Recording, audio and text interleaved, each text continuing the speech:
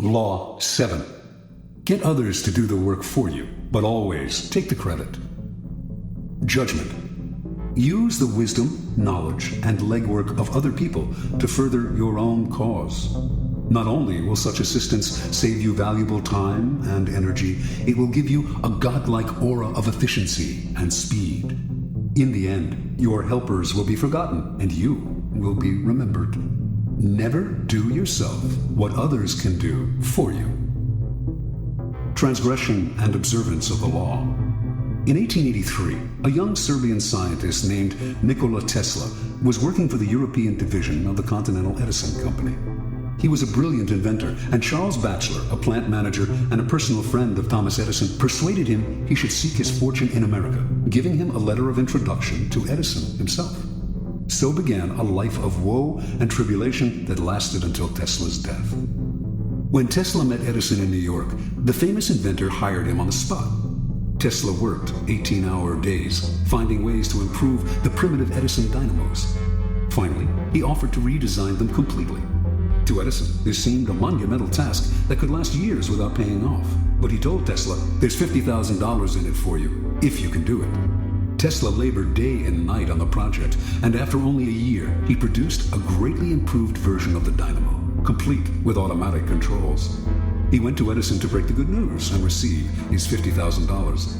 Edison was pleased with the improvement, for which he and his company would take credit. But when it came to the issue of the money, he told the young Serb, "Tesla, you don't understand our American humor," and offered a small raise instead. Tesla's obsession was to create an alternating current system, AC, of electricity.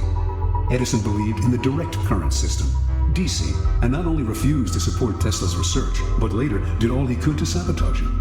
Tesla turned to the great Pittsburgh magnate George Westinghouse, who had started his own electricity company. Westinghouse completely funded Tesla's research and offered him a generous royalty agreement on future profits. The AC system Tesla developed is still the standard today, but after patents were filed in his name, other scientists came forward to take credit for the invention, claiming that they had laid the groundwork for him. His name was lost in the shuffle, and the public came to associate the invention with Westinghouse himself.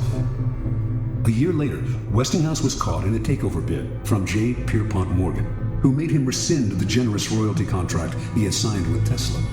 Westinghouse explained to the scientist that his company would not survive if it had to pay him his full royalties. He persuaded Tesla to accept a buyout of his patents for $216,000. A large sum, no doubt, but far less than the $12 million they were worth at the time. The financiers had divested Tesla of the riches, the patents, and essentially the credit for the greatest invention of his career. The name of Guglielmo Marconi is forever linked with the invention of radio. But few know that in producing his invention, he broadcast a signal across the English Channel in 1899.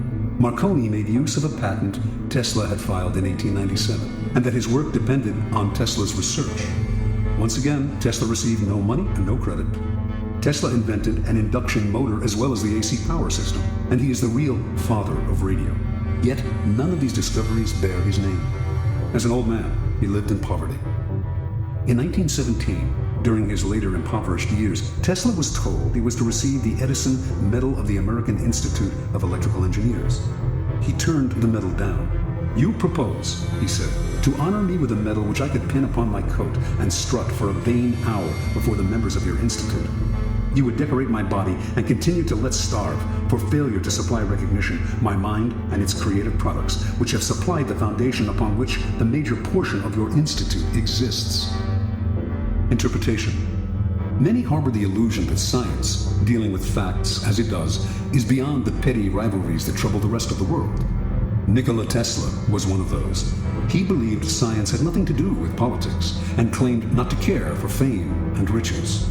As he grew older, though, this ruined his scientific work. Not associated with any particular discovery, he could attract no investors to his many ideas.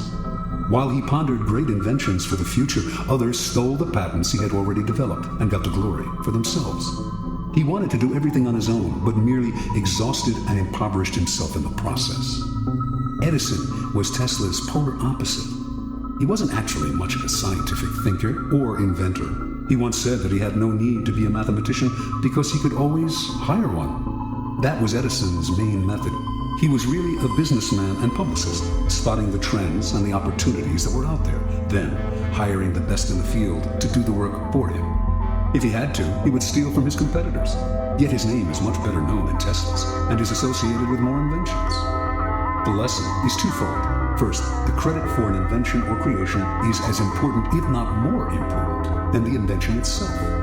You must secure the credit for yourself and keep others from stealing it away or from piggybacking on your hard work. To accomplish this, you must always be vigilant and ruthless, keeping your creation quiet until you can be sure there are no vultures circling overhead. Second, learn to take advantage of other people's work to further your own cause.